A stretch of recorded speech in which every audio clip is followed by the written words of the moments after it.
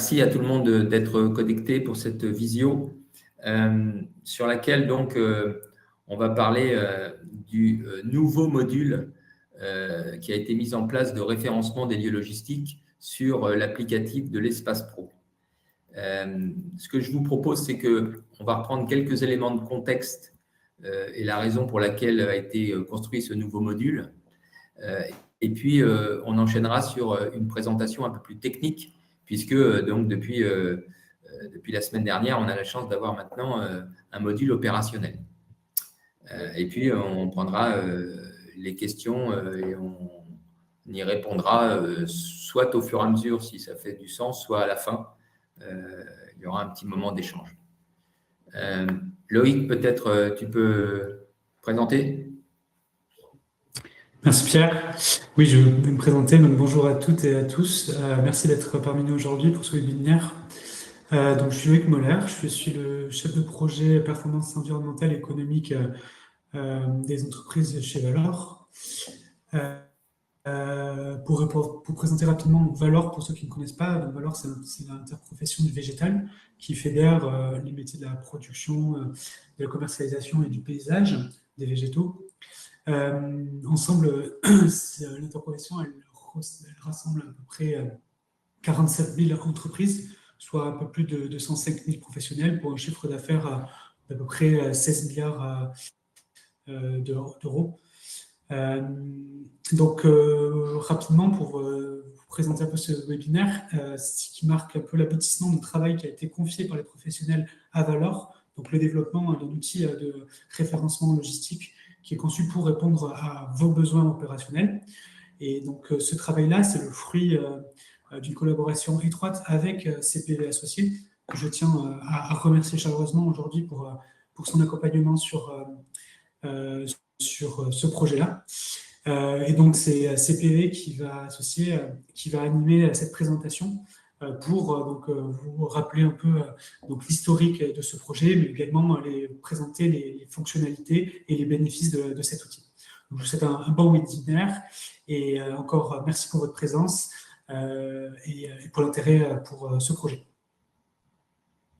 Pierre, je te laisse les mains. Merci Loïc. Donc, sans plus attendre, donc, on se rappelle les raisons principales et donc finalement le pourquoi de tout ça, c'est que ce fameux groupe de travail logistique à l'époque où il s'étonnait était arrivé à une conclusion assez simple, c'est que un même endroit logistique, un même lieu logistique pouvait être appelé, être référencé de façon totalement différente d'un partenaire à un autre, avec quelques exemples ici qui étaient des vrais exemples où la jardinerie d'Orléans pouvait, selon les sociétés, selon les transporteurs, selon les applicatifs, être codifiée de différentes manières. Et donc, c'était évident de constater que cette multiple codification apportait de nombreux embêtements.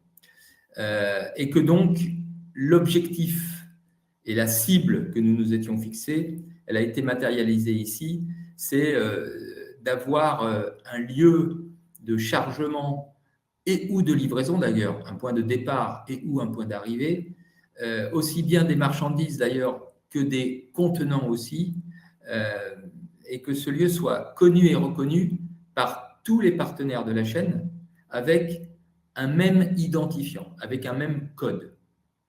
Alors, dit comme ça paraît évident, mais c'est pas naturel. Et quitte à faire ça, on s'était dit, on va être un petit peu plus intelligent car on va y associer des informations qui pourraient être utiles aux partenaires de la chaîne sur les aspects logistiques. Une fois que cet objectif il était fixé, on s'est dit, on a creusé un petit peu plus loin et on s'est dit, si on arrive à le faire, qu'est-ce que ça va nous apporter? On a deux échéances temporelles. On pense que ça va nous apporter des résultats à court terme par la réduction des erreurs de livraison. Et puis, ça va nous apporter des résultats peut-être à moyen long terme sur la capacité à mettre en place, grâce à ça, des chantiers, on va dire, de collaboration, de mutualisation, pour lequel la standardisation des lieux est indispensable. Si on rentre un petit peu dans le détail donc, de ce court terme, on pense que cette codification standard et unique va améliorer les échanges et la communication avec les différents partenaires, et en particulier avec les transporteurs, pour lesquels on constate que quelquefois, il y a des relivraisons qui sont nécessaires, dues à des mauvaises adresses, à des plages horaires qui ne sont pas indiquées, enfin tout un tas d'informations qui ne sont pas forcément fiables. Et un point très important, c'est que si on doit mettre en place des échanges d'informations standardisés, que l'on appelle EDI, cette codification standardisée va devenir indispensable. Et puis donc, sur les aspects un peu plus moyens ou long terme, quand je parlais tout à l'heure de mutualisation, tous les éléments qui tournent autour de la réduction des gaz à effet de serre, de la réduction de l'empreinte CO2, une des solutions, c'est bien la concertation et la mutualisation des marchandises et des transports de marchandises.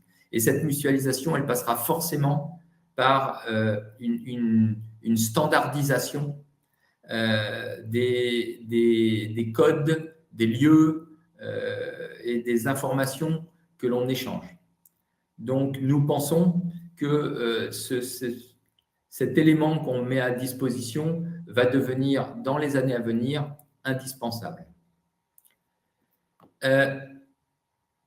Comment on avait imaginé le sujet et comment on l'a développé, il est résumé ici en 4 étapes. On a essayé de faire simple. La première chose, c'est de se dire, on va créer et maintenir une base commune des lieux logistiques au sein de la filière sur le nouvel espace Valor. Cette base, elle va permettre de codifier aussi bien des points de départ, que ce soit des lieux de production, des grossistes, des plateformes, que des points d'arrivée. On parlera donc des points de vente, des magasins, des grossistes, voire aussi des plateformes qui peuvent être aussi bien en entrée qu'en sortie. Et ceci pour le végétal, aussi bien sur les marchandises que sur les contenants. Et on va le faire en s'appuyant sur ce nouveau module logistique qu'on a intégré à l'espace ProValor. Dès qu'on s'est dit ça, on s'est dit il va donc falloir codifier chaque lieu. Et là, on n'a pas été très imaginatif, c'est qu'on s'est dit on ne veut d'ailleurs pas être imaginatif. On s'est dit il y a quelque chose qui existe aujourd'hui et qui fonctionne très bien dans d'autres filières, comme la grande distribution, la restauration, etc.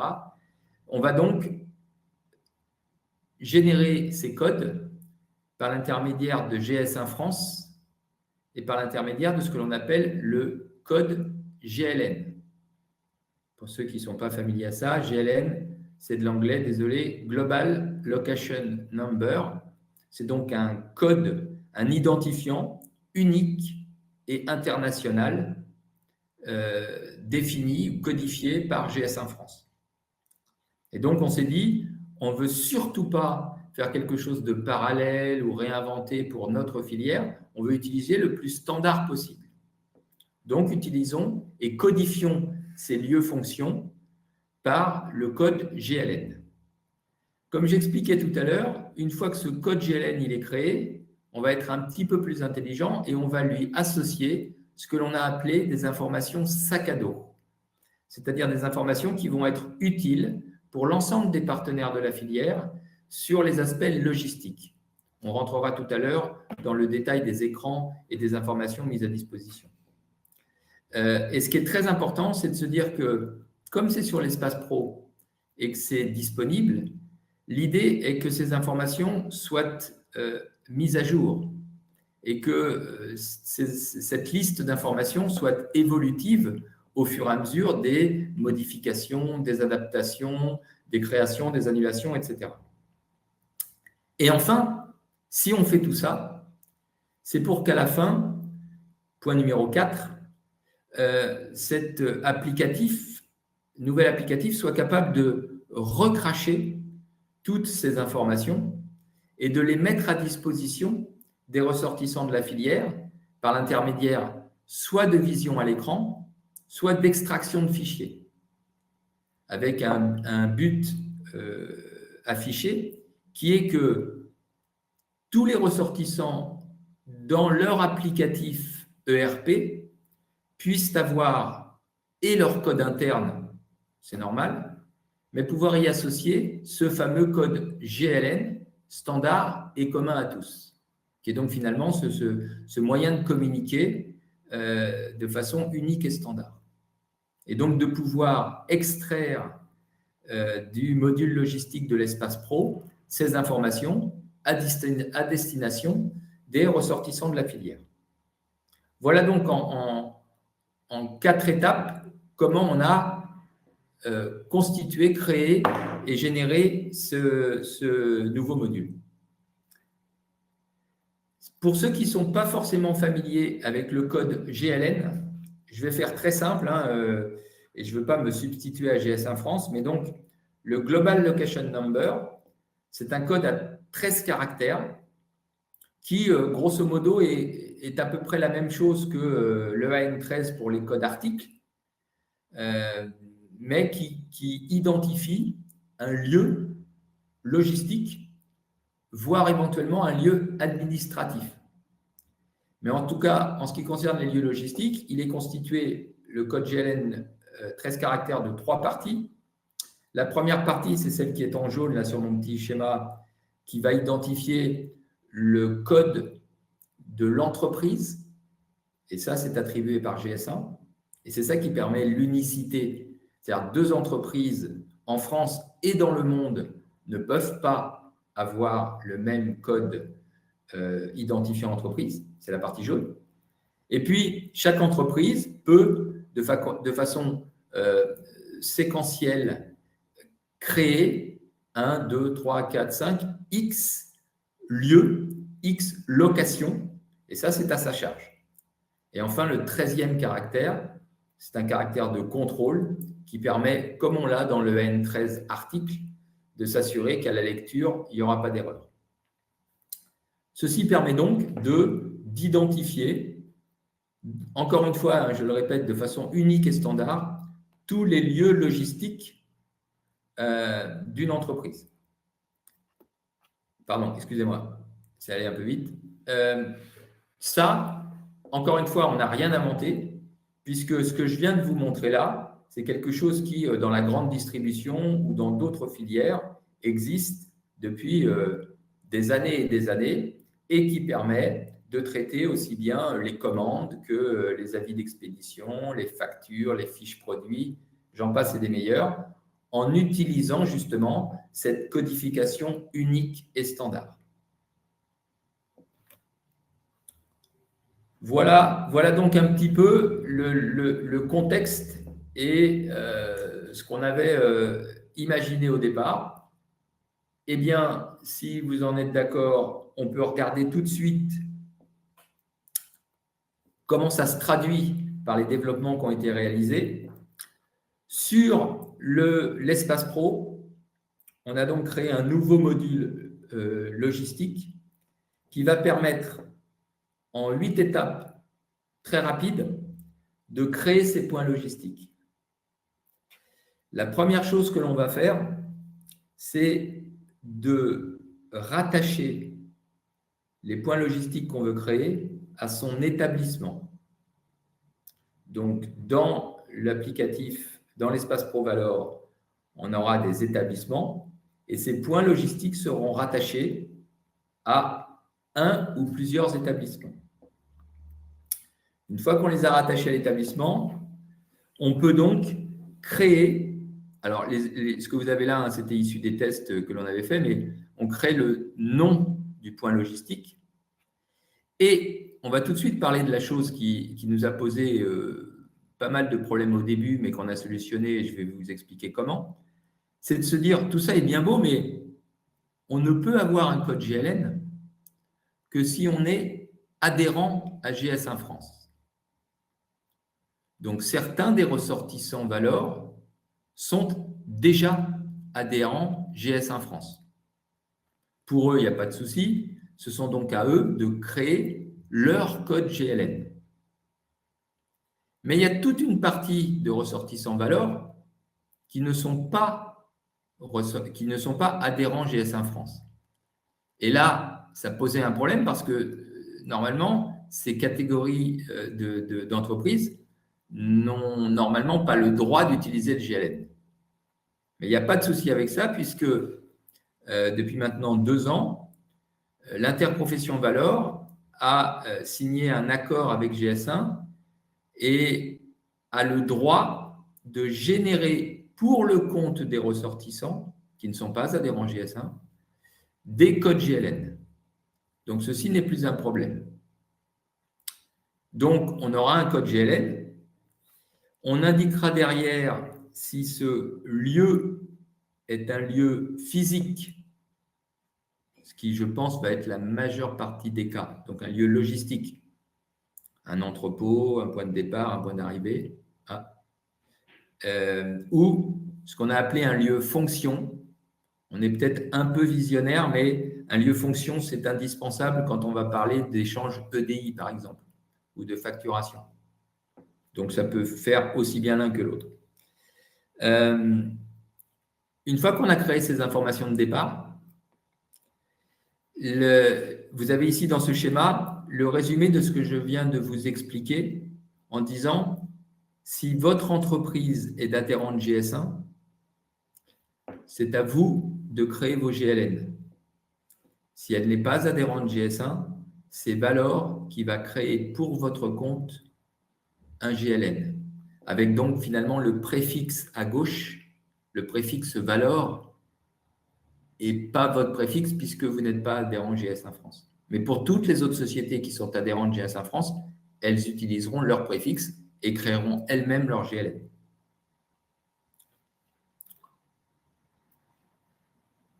On va donc indiquer la localisation du point, les coordonnées GPS précises du point. Ça aussi, c'est important. Et ces fameuses informations sac à dos, elles commencent ici, en se disant quels sont mes horaires d'ouverture, de disponibilité pour ce qu'on a appelé la fonction logistique pour le végétal, puisqu'on constate que dans certains cas, les horaires de réception ou les horaires de traitement logistique ne sont pas forcément les mêmes en fonction des types de produits. Et que quelquefois, l'alimentaire et le végétal, ce n'est pas forcément les mêmes horaires. Donc là, on parle bien d'un lieu logistique pour le végétal, avec donc des spécificités du végétal possibles. On a les 7 jours de la semaine et on a donc la possibilité d'ouvrir ou de fermer des créneaux de traitement logistique. Pour le végétal, et très important, pour les contenants, car on a aussi constaté que quelquefois, les horaires de traitement logistique ne sont pas forcément les mêmes selon qu'on parle du végétal ou que l'on parle des contenants. Si ce sont les mêmes horaires, il n'y aura pas besoin de renseigner tout ça, on renseigne automatiquement en cliquant là-haut en disant la reprise des contenants est la même que celle des horaires de végétaux et ça se met à jour automatiquement. Mais on a donc cette capacité à différencier les végétaux d'un côté et les contenants de l'autre. Ensuite, on continue et toujours dans ces informations sac à dos, on s'est dit aussi que ça peut être intéressant de mettre à disposition de ces partenaires des informations plus précises sur les aspects logistiques du site. En particulier, s'il y a des contraintes particulières avec la nécessité de venir avec des véhicules avec un haillon obligatoirement, ou s'il y a des quais ou pas de quais, quel type de véhicules peuvent venir sur le site, et 2 lignes de texte en dessous où on peut mettre des contraintes spécifiques liées au chargement ou à la livraison sur le site et puis des contraintes éventuellement de réglementation. Là, c'est du texte, et tout ça dans cet objectif de mettre à disposition le maximum d'informations pour que l'acte de livraison ou d'enlèvement se fasse dans les meilleures conditions. Enfin, on peut y associer des fichiers. Alors, tout est possible, hein. On imaginait principalement des plans d'accès ou des protocoles de sécurité ou peut-être des photos. Enfin, tout type de documents peuvent être associés à ce point logistique. Donc là, on peut y mettre des documents. Et enfin, une page avec 4 informations de contact possibles. Des contacts au niveau contact sur l'aspect végétal, toujours dans cette logique de on peut trouver peut-être cette information, mais elle n'est pas forcément spécifique et dédiée au végétal. Donc on peut imaginer que sur certains sites, il y ait un réceptionnaire alimentaire et puis un réceptionnaire végétal, etc. On peut ici y mettre les informations. Premier contact, deuxième contact. Et puis, éventuellement, si ce sont des contacts particuliers en ce qui concerne les contenants ou les consignes ou les emballages, et puis un contact administratif. Donc, on y vient dans cette, encore une fois, hein, je me répète, mais dans cette spécificité sur les informations liées au végétal. Et puis, donc, à la fin de tout ça, on a un répertoire qui peut s'afficher sur tous les points logistiques qui ont été rattachés à mon établissement et à mon organisation. Et à la fin, comme je vous l'ai expliqué tout à l'heure, le but étant qu'on a ce répertoire écran, mais, et nous pensons que c'est ça qui aura vraiment de la matière, de la valeur, la capacité à donc extraire sous une forme de fichier Excel ces informations pour les mettre à disposition de ceux qui en ont besoin. Donc, on voit bien ce travail, je me permets d'insister là-dessus. On identifie, on codifie, on standardise de l'information pour qu'elle soit utile et disponible à l'ensemble des partenaires qui en auront besoin. Ce que vous venez donc de voir ici, ce sont donc l'ensemble du module qui a été développé sur le cahier des charges qui avait été écrit à l'époque par le groupe de travail logistique.